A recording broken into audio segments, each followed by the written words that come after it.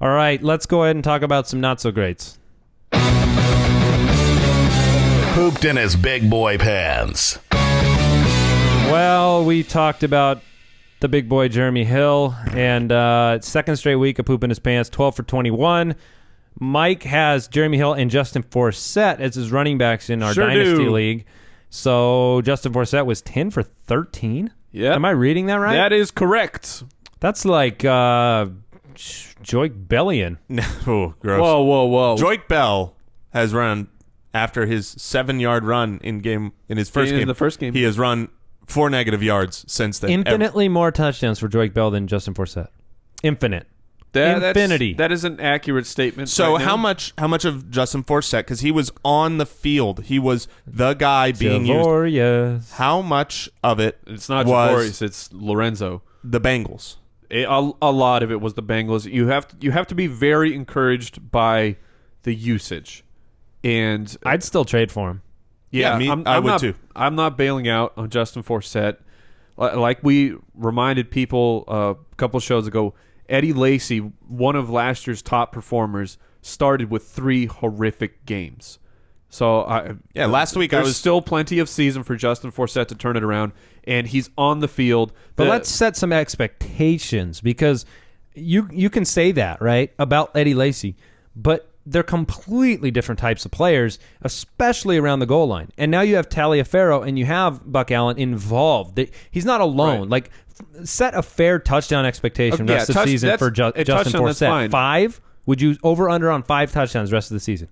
I'll give him... Because if you go... That's a good number. I'll still take the over. Here's the thing, though. He has 4 catches in every single game. So he's being used in the passing game. I think he can improve. But he was drafted as a 1. Yeah. So he was drafted as a 2. In some leagues, he was drafted as a 1.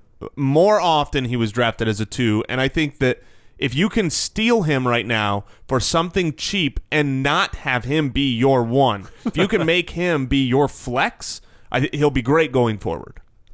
I think as a flex option. I think a 2 is fine. He's fine with me as a 2, but not a 1. Jason's right.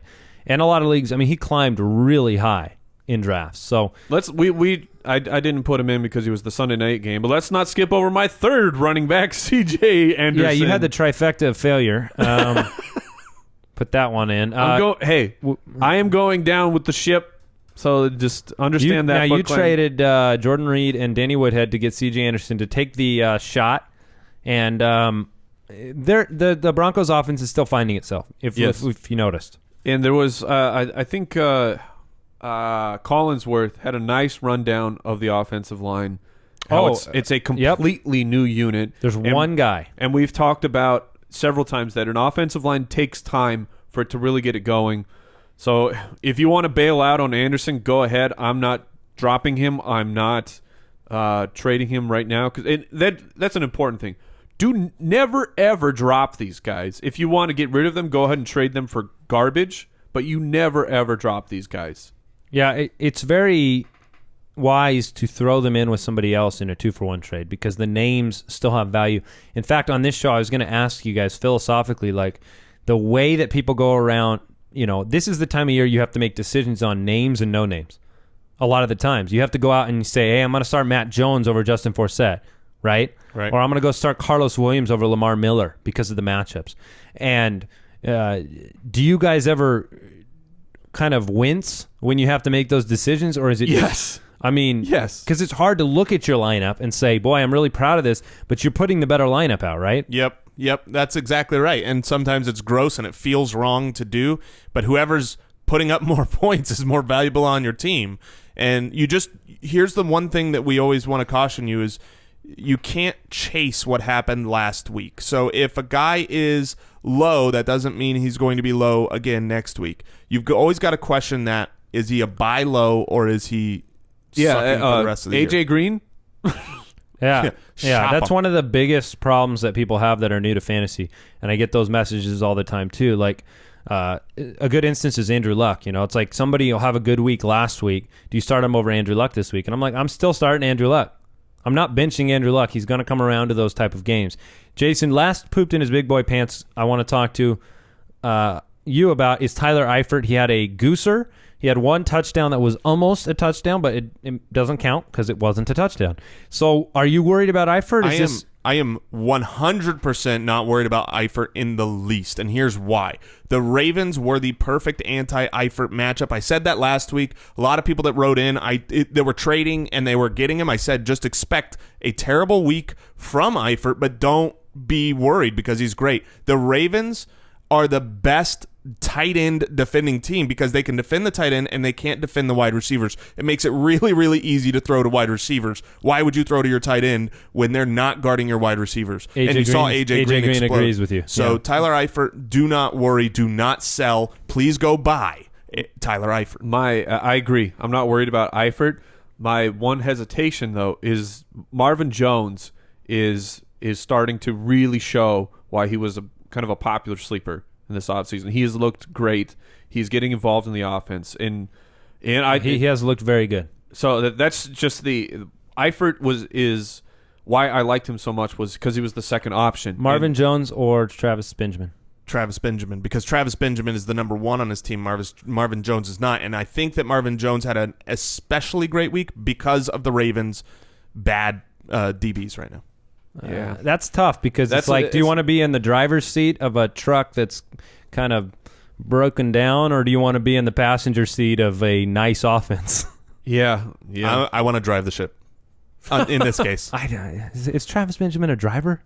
Well, you gave me two mediocre options. He needs those blocks on his feet to reach the pedals. Yeah, you're not telling me like here. The kid in Indiana Jones, Emmanuel Sanders as a number two. I'm not. It's not a Ferrari there in Cincinnati. Hey, I just like what I've seen from Jones. The Cincinnati offense, man, they are destroying. So, Chiefs and Packers Monday Night Football game tonight. So we have Lacey and Adams. We expect them both to play. Yes, I think they're both going to play. Yes. Trepidatiously start Lacey. Yes, we are. Yeah, I've gotten lots of Lacey or Starks. That's what I was about to ask you. Lacey got bumped up to probable in this ridiculous rating system that the NFL has of questionable and probable. So you have to go with Lacey. I'm curious. I want to take a poll of our listeners on who they would start from that group based on the news tonight. So you can tweet at us and do hashtag Starks, hashtag Lacey. And I'm just curious how many of you are starting Starks over Lacey, or whether it's everybody's just going to jump in with the name. And what you need to do if you have that situation, you need to follow news up to game time. Do not set your lineup in the morning and then forget about it. You need to monitor If you are down, here's an example. If you are down by 5 points in your matchup, would you start Starks over Lacey? No. You would not. No. Now, Starks has more guarantee to have value to me because Lacey could go out on the first play. Lacey could not pull an Ivory. If Lacey plays and is the starter, Starks still has value. Exactly. He's not a guy that when Lacey plays, you don't see Starks on the field. He gets his drives every now and then, and I would expect there to be more Starks than there usually is if Lacey's playing. And then, of course, you've got the upside of Lacey goes down, Lacey gets injured, Lacey pulls a freaking Chris Ivory.